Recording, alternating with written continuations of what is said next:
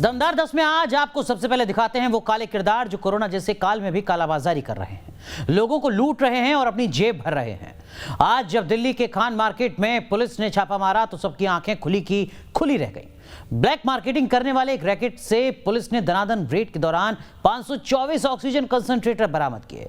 ये कंसंट्रेटर विदेश से खरीदे गए थे और दुगने तिगने रेट पर जरूरतमंदों को बेचे जा रहे थे।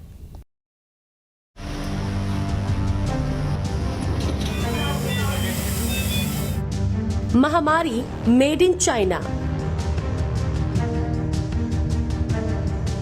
काला बाजारी मेड इन चाइना।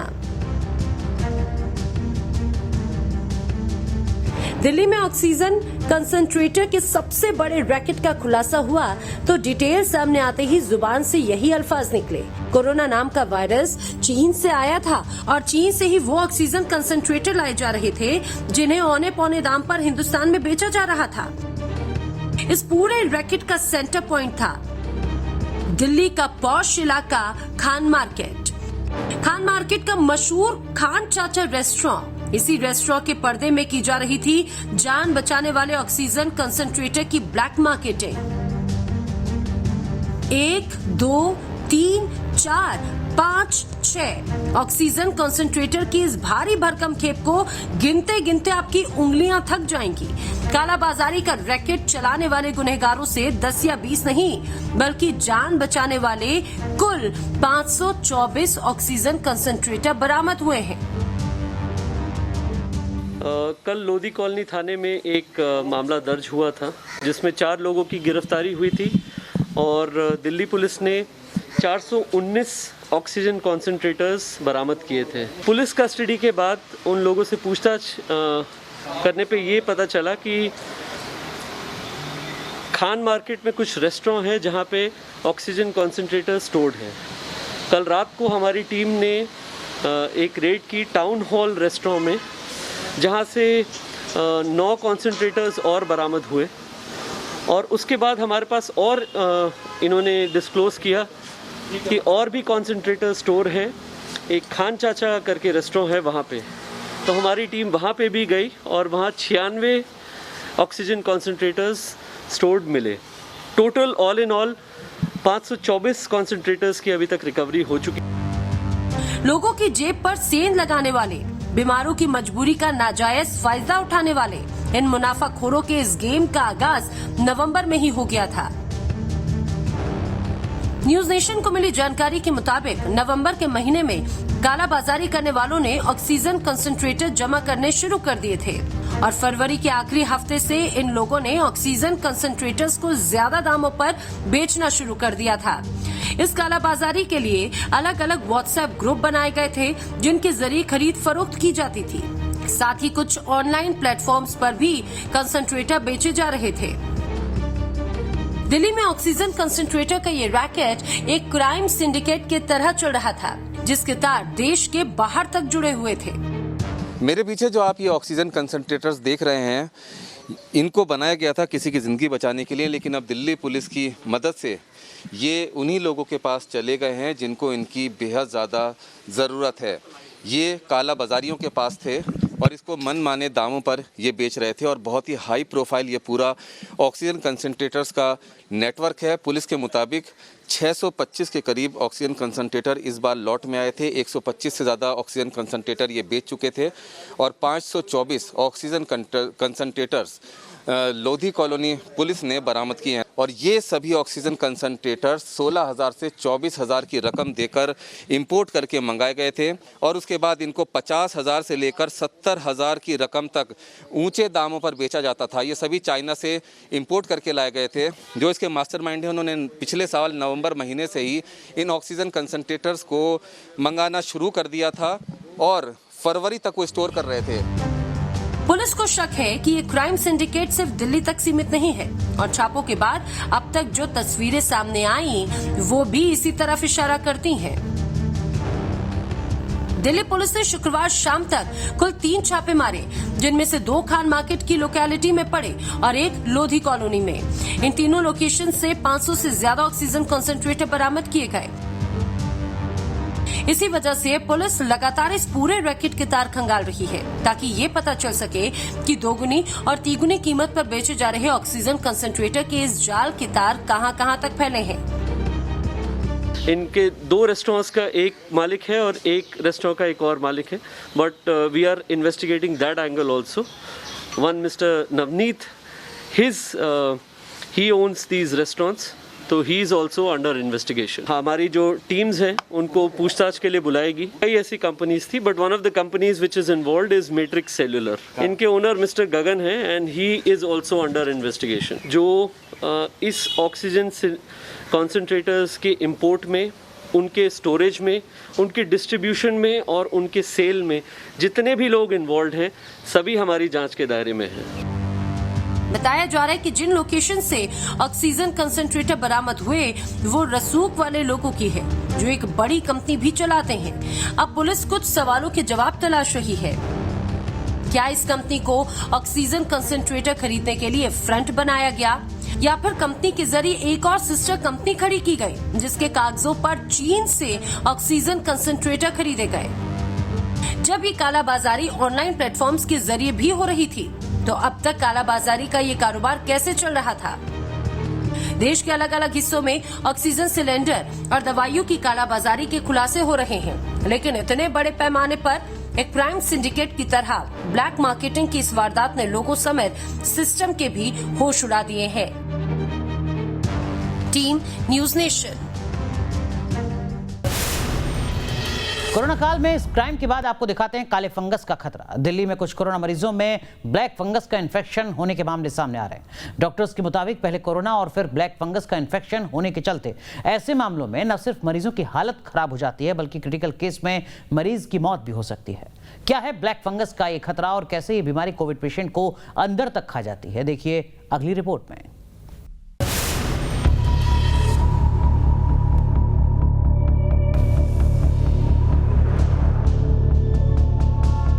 कोरोना का कहर अभी देश और मेडिकल सिस्टम की कमर तोड़ ही रहा था कि इसी बीच कोरोना से जुड़ी एक और खतरनाक वार्निंग सामने आ गई। इस वार्निंग का नाम है ब्लैक फंगस।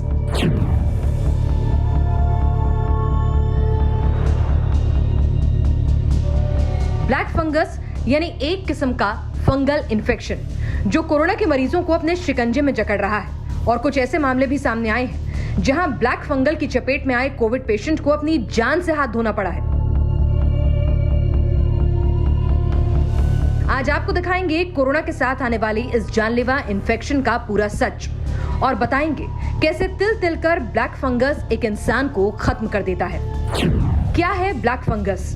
म्यूकोमाइसिस यानी ब्लैक फंगस एक ऐसा इन्फेक्शन है जो कोरोना संक्रमण से ही फैलता है। इस इन्फेक्शन के सिम्टम्स बहुत अलग अलग होते हैं। आमतौर पर नाक बंद होना, आंखों और गालों में सूजन और नाक के अंदर काली सतह जम जाना ब्लैक फंगस के लक्षण माने जाते हैं। साथ ही त्वचा पर काले चित्ते बन जाना भी ब्लैक फंगल का एक लक्षण माना जाता है। अगर किसी कोविड पेशेंट के अंदर ये सिम्टम नजर आते हैं तो उसे ब्लैक फंगस होने की आशंका हो सकती है। खतरे की बात यह है कि जिस कोरोना मरीज को डायबिटीज या हाई ब्लड प्रेशर जैसी शिकायतें हैं, उनके लिए ब्लैक फंगस मौत की वजह भी बन सकता है।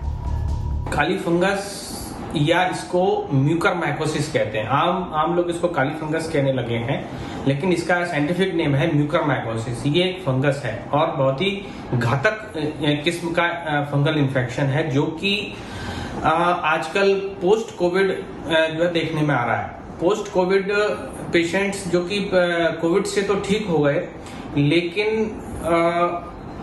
उनमें चूंकि ट्रीटमेंट के लिए काफी ज्यादा हाई डोज में स्टीरॉइड्स चले और स्टीरॉइड्स चलने के बाद में उनमें एक कॉम्प्लिकेशन आजकल बहुत कॉमनली देखने को आ रहा है, जो कि पिछली बार भी देखने को मिला था हम लोगों को, जिसको कि हम म्यूकरमाइकोसिस कहते हैं। क्या नुकसान करता है ब्लैक फंगस? अगर मोर्टेलिटी रेट की बात की जाए तो कोविड पेशेंट को ब्लैक फंगस इन्फेक्शन से कई गंभीर बीमारियों का शिकार होना पड़ सकता है। ये जो म्यूकरमाइकोसिस है, ये इंसान में मेनली जो इफेक्ट करती है हेड एंड नेक रीजन में ही इफेक्ट करती है, जैसे कि सबसे ज्यादा ये इफेक्ट करती है साइनसिस और नोज को। ये नाक में मोस्टली शुरू होती है और साइनसिस को इन्वॉल्व करती हुई और ये ऊपर की तरफ बढ़ती है, जो कि आंख को भी इन्वॉल्व करती जाती है और आंख से ये सीधी ब्रेन में पहुंचती है। और ये इतनी ज्यादा घातक है कि अगर ये साइनसिस से ऊपर आंख तक पहुंच जाए तो भी इंसान का बचना काफी ज्यादा मुश्किल हो जाता है। और अगर आंख इन्वॉल्व हो जाए तो ज्यादातर केसेस में आंख की रोशनी चली जाती है और आंख को निकालना पड़ता है ऑपरेशन के द्वारा। और उसके बाद ये ब्रेन में अगर चला जाता है तो पेशेंट्स का बचना बहुत ही मुश्किल माना जाता है। यानी अगर किसी कोविड पेशेंट को ब्लैक फंगस इन्फेक्शन हो जाए और अगर उसकी मौत भी ना हो तब भी उसके जबड़े और गले की हड्डियों में नुकसान हो सकता है। ब्लैक फंगस से कैसे बच सकते हैं? अगर एक आम आदमी की बात करें तो ऐसी कोई एहतियात नहीं है जिसे अपनाकर ब्लैक फंगस से बचा जा सकता है, लेकिन डॉक्टर्स के मुताबिक अगर लक्षण जल्द पहचान कर इलाज शुरू किया जाए तो ब्लैक फंगस से बचा जा सकता है। ऐसे पेशेंट्स जिनमें काफी ज्यादा मात्रा में स्टेरॉइड गया है और साथ में इम्यूनो कॉम्प्रोमाइज्ड है। इम्यूनो कॉम्प्रोमाइज्ड का मतलब कि किसी भी तरीके से उनकी इम्यूनिटी कम है, जो कि ज्यादातर डायबिटिक्स या किडनी पेशेंट्स जिनमें किडनी ट्रांसप्लांट हो चुका है, ऐसे पेशेंट्स या जिनमें कोई ब्लड कैंसर या कैंसर से संबंधित कोई बीमारी रही है, जिनमें कीमोथेरेपी चली है, ऐसे पेशेंट्स ऑलरेडी इम्यूनो कॉम्प्रोमाइज्ड होते हैं। और इनमें चूंकि कोविड जब हो जाता है और हॉस्पिटल सेटिंग्स में काफी अत्यधिक मात्रा में जब हम स्टेरॉइड्स का प्रयोग करते हैं तो ऐसे पेशेंट्स सबसे ज्यादा काली फंगस या म्यूकरमाइकोसिस के लिए प्रोन होते हैं। कोरोना की पहली वेव के दौरान भी कुछ अस्पतालों में ब्लैक फंगल के मामले सामने आए थे, लेकिन दूसरी लहर में इस केस का सामने आना लोगों समेत मेडिकल फ्रेटर्निटी के लिए भी डर का सबब बन गया है। Team news nation. कोरोना की दूसरी लहर से पूरा देश जूझ रहा है। आज फिर कोरोना की 24 घंटे की रिपोर्ट ने रिकॉर्ड तोड़ दिया है, लेकिन महाराष्ट्र, केरल जैसे राज्य हैं जहां कोरोना की सेकेंड वेव का पहला अटैक हुआ, वहीं दोनों ही राज्यों ने कोरोना से लड़ने के लिए कारगर उपाय भी कर रखे थे। खासकर महामारी की रोकथाम के लिए मुंबई मॉडल की सुप्रीम कोर्ट तक ने तारीफ की है। आखिर कैसे ये दो राज्य कोरोना को कुछ हद तक काबू पाने में कामयाब रहे, इस रिपोर्ट के जरिए जानिए।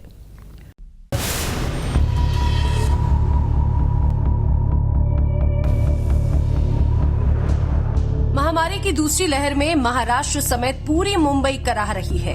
देश के दूसरे राज्यों के अस्पतालों में जो स्थिति है, कमोबेश वही हाल महाराष्ट्र और मुंबई के अस्पतालों का भी है।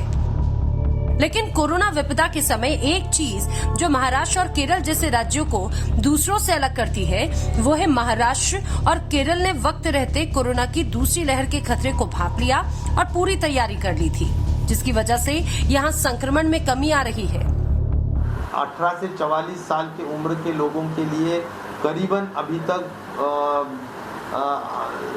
7 लाख के दरमियान वैक्सीन डोसेस खरीदी किए हैं, यानी परचेज किए हैं। बात करें पिछले कुछ दिनों की तो न सिर्फ मुंबई बल्कि पूरे महाराष्ट्र में संक्रमण दरों में कमी आई है और पहले के मुकाबले राज्य में केस भी घटे हैं। इसकी एक बड़ी वजह है मुंबई नगर पालिका यानी बीएमसी ने कोरोना से निपटने के लिए पहले से तैयारी की थी। मुंबई मॉडल के 3 फॉर्मूले हैं: माइक्रो प्लानिंग, कोऑर्डिनेशन और बेहतर प्रबंधन। बीएमसी ने कोरोना की पहली लहर के समय यानी पिछले साल ही भविष्य की गंभीरता और जरूरत को भांप लिया।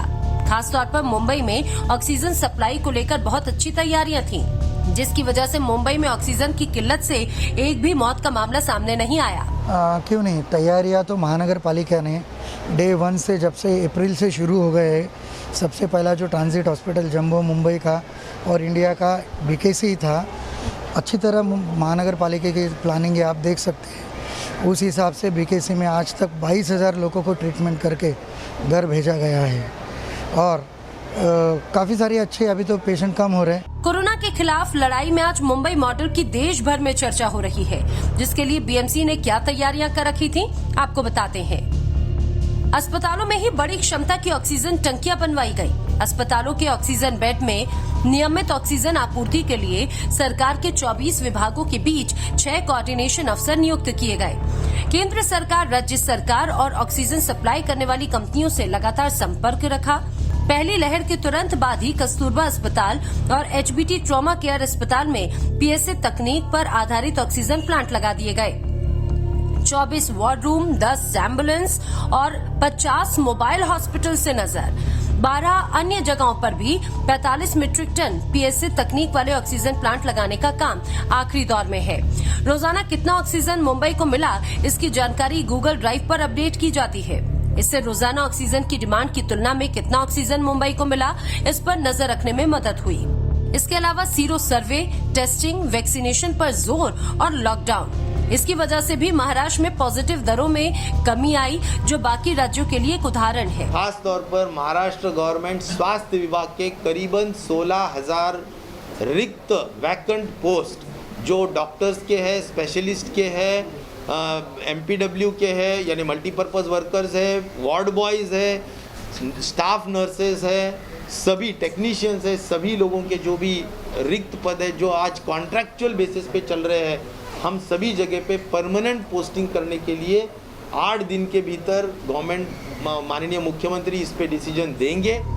महाराष्ट्र के अलावा दक्षिण का राज्य केरल भी कोरोना की चपेट में है, लेकिन यहाँ की राज्य सरकार भी वक्त रहते सचेत हो गई थी। आपको बता दें कि केरल को केंद्र ने 7 लाख वैक्सीन की डोज दी थी। केरल ने एक वैक्सीन को बर्बाद होने से रोका।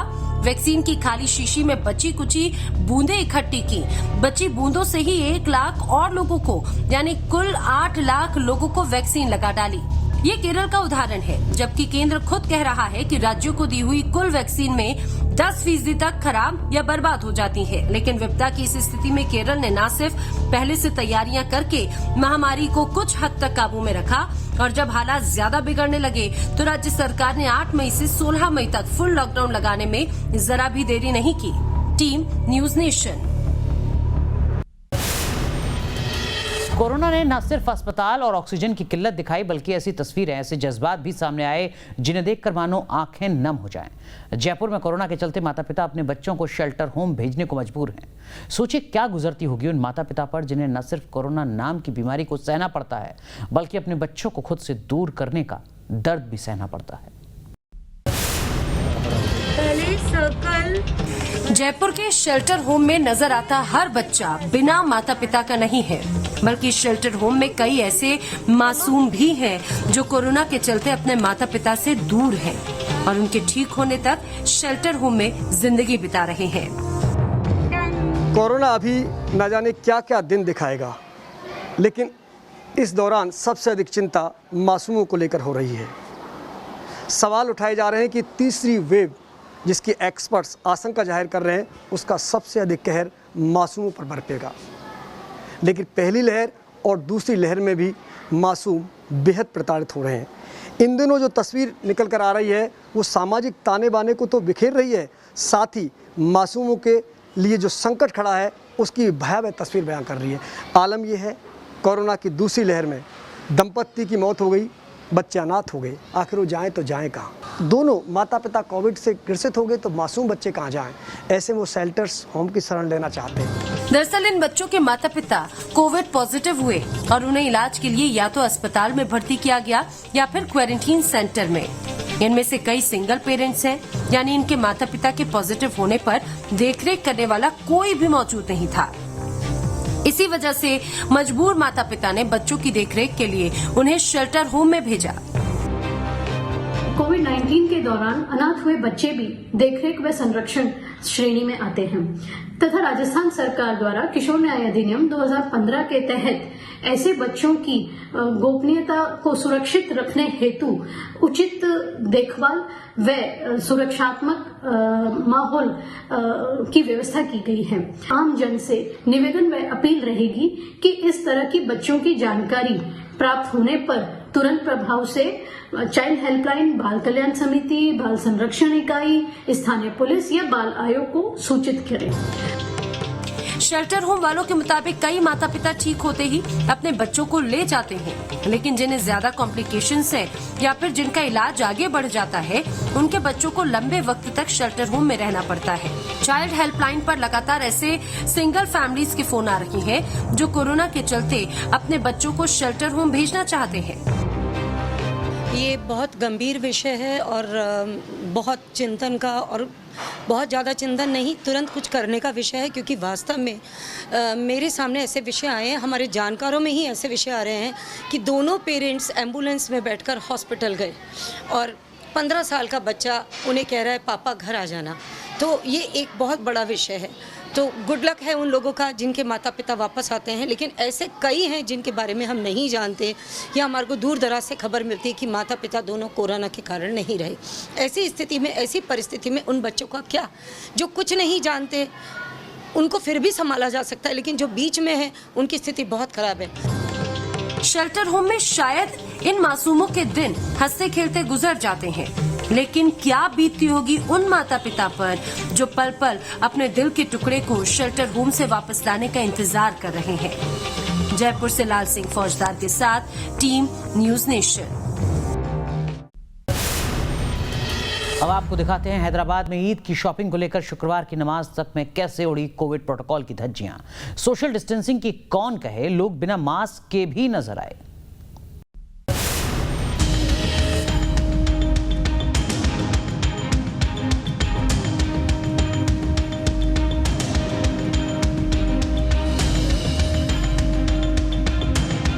हैदराबाद में ईद की शॉपिंग की ये तस्वीरें डराने वाली हैं, क्योंकि सैकड़ों लोगों की इस भीड़ में लोगों के बीच सोशल डिस्टेंसिंग देखने को नहीं मिली और साथ ही ज्यादातर लोग बिना मास्क के भी दिखे।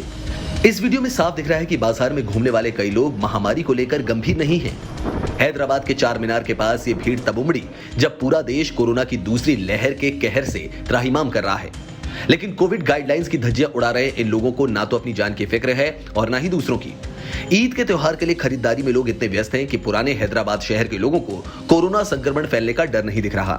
हालांकि पुलिस का कहना है कि कोविड प्रोटोकॉल का नियम तोड़ने वाले लोगों के खिलाफ कार्रवाई की गई है।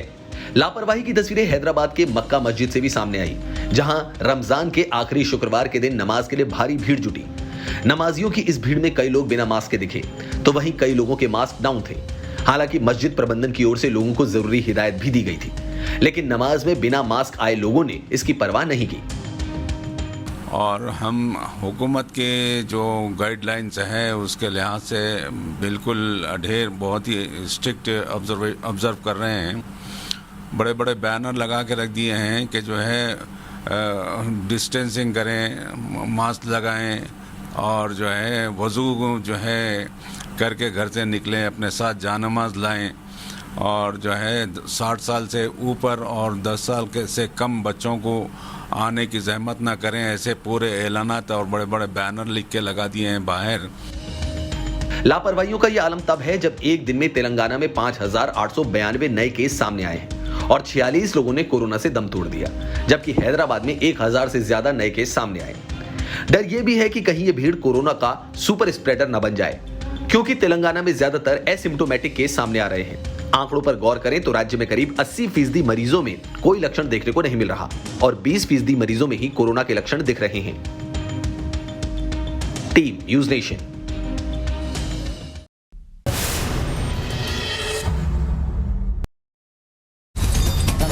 आज के लिए बस इतना ही। आप बने रहिए न्यूज नेशन के साथ।